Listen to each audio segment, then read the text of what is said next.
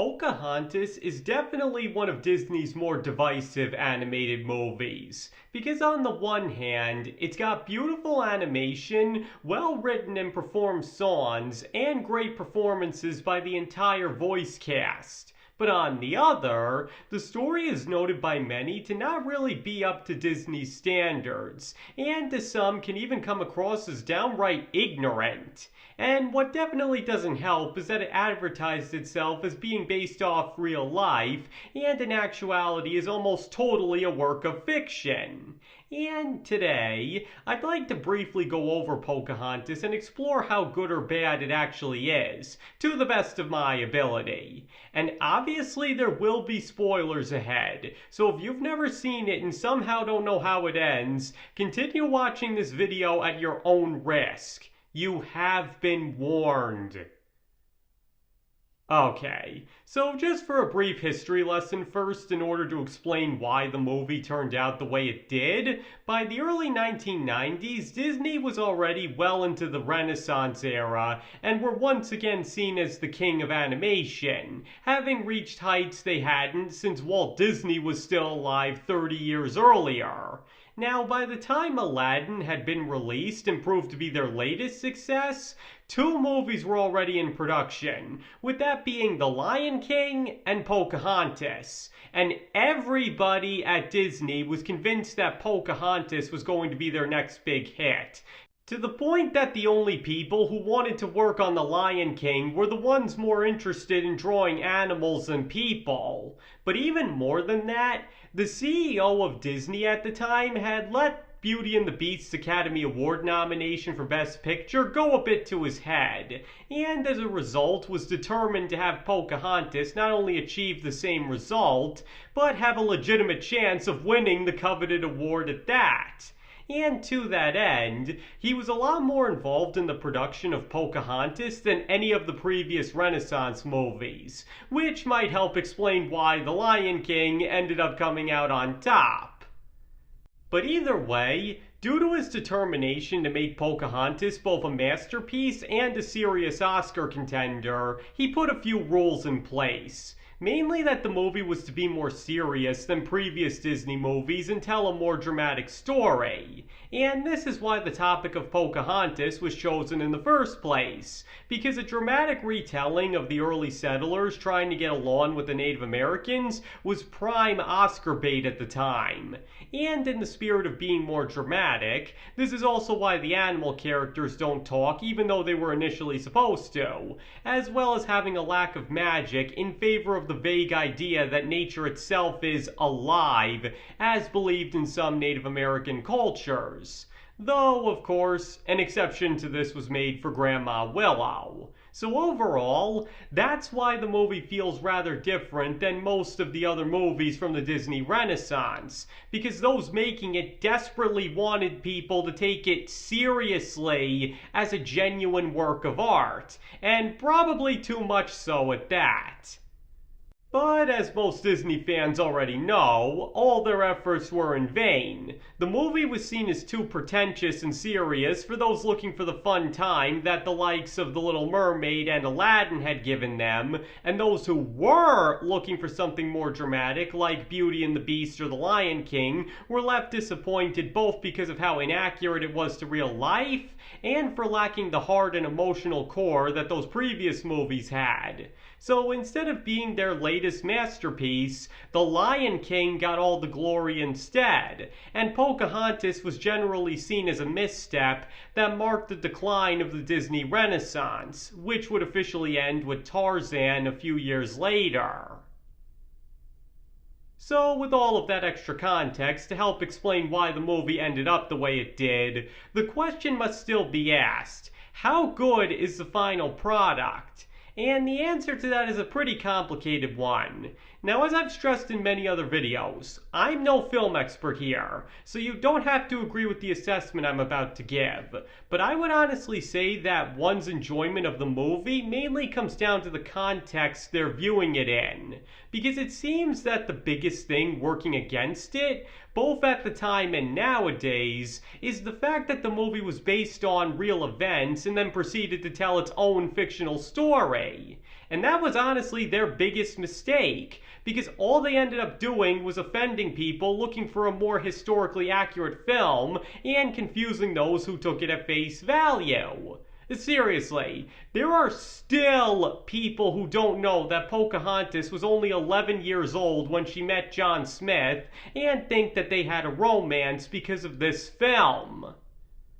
But if removed from that context and viewed as a completely original story, it does make for a better movie. I even brought up this exact point in another video, which you can find a link in the description to. I mean, the story of people trying to better their lives, only to be manipulated by an opportunistic gold digger into turning against the people whose land they've taken, and only the most experienced, seasoned member of the group has the wisdom to see them for the human beings that they actually are, and is even taught a thing or two by them, with it even being implied that nature itself is trying to get them together to prevent war, could have been a pretty compelling story. And then seeing their attempts to bring peace end in failure, with the two sides nearly coming to blows because they only see each other as savages, only to be saved at the last minute by the only one who's remained open-minded? I mean, one can't deny that there is a good story here. The problem is that since they decided to use characters from real life, and this is decidedly not how things went down, it opened up a huge can of worms that it never intended to, and caused most to overlook what it's saying in favor of what it's not saying. And not without reason either. But if the movie hadn't been based on real events and was instead its own story, many would have probably appreciated the story it was telling and the message it was trying to send a lot more. Though it still wouldn't have been a perfect film by any means, but the fact that the creators put it into a historical context definitely makes most harder on it than they would be otherwise. Because another major problem is that, even if it had been a completely original story with the names changed, but exactly the same in every other way, there's still the issue that it doesn't feel much like a Disney movie. But in all honesty, the components were there for it to work, such as the romance between Pocahontas and John Smith, which, as I already said, is actually pretty solid.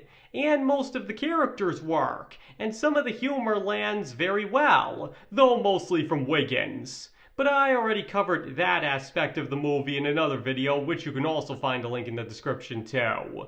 So the point here is, if the movie was given a slightly lighter tone and not made to take itself so seriously, then that would already be a major improvement. And since it wouldn't be based on historical events in this scenario, that would also mean letting the two actually get together at the end. But most of all, the animal characters should have been given a bit more focus and relevance to the plot, as well as have the dynamic between Meeko and Percy changed. Because when you really look at it, their rivalry basically amounts to Meeko harassing Percy for no reason, and Percy is supposed to be seen as deserving it simply because he's Governor Radcliffe's dog and is a little pompous. So as a result, many are apt to sympathize with him over Meeko, which is another problem with the film as is. Because not only is there not much levity to begin with, but the little it does provide is more likely to end up annoying the audience more than anything else. So, to put it simply, if Pocahontas hadn't been based on historical events and made lighter in tone, more akin to a traditional Disney movie, it could have been a lot better. Because like I already said, a compelling story was there. They just went about telling it all wrong.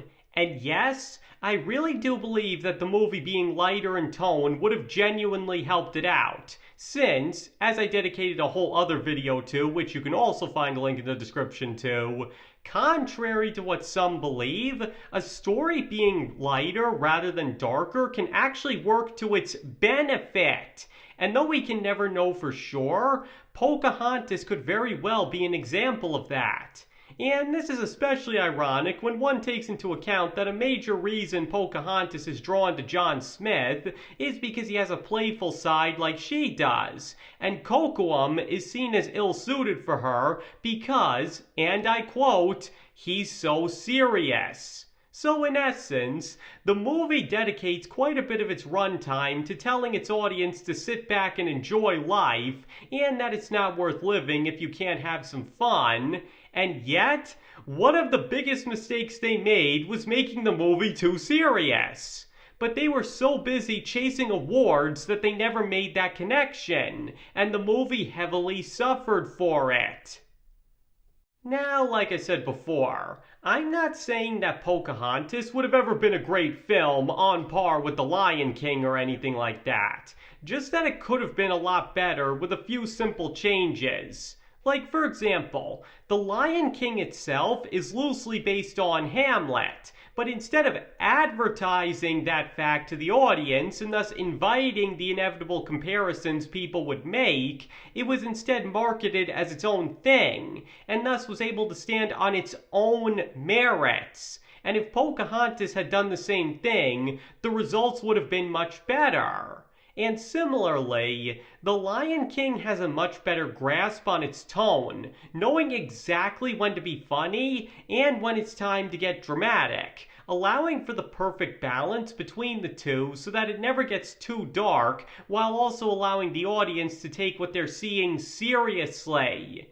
And once again, if Pocahontas had taken a similar approach, instead of diving straight into the dramatic and self-important, that could have made the story a lot more compelling.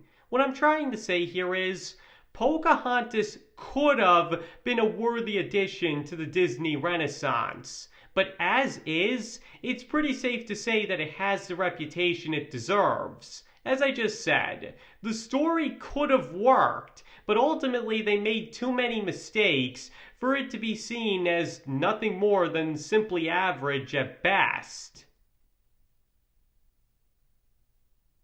Alright, I think that's everything I had to say on that. Now I'd like to hear from all of you. Do you believe that Disney's Pocahontas could have been a good story if, among other things, they hadn't actually based it on a true story? Or do you believe the whole thing was doomed from the moment it was conceived? Or alternatively, do you think it's actually a great film as is? Whatever the case, please feel free to let me know in the comments below. Because as I already said before, you don't have to agree with anything I said in this video if you don't want to. You can feel about Pocahontas any way that you'd like, and if you think I had it all wrong, that is perfectly fine.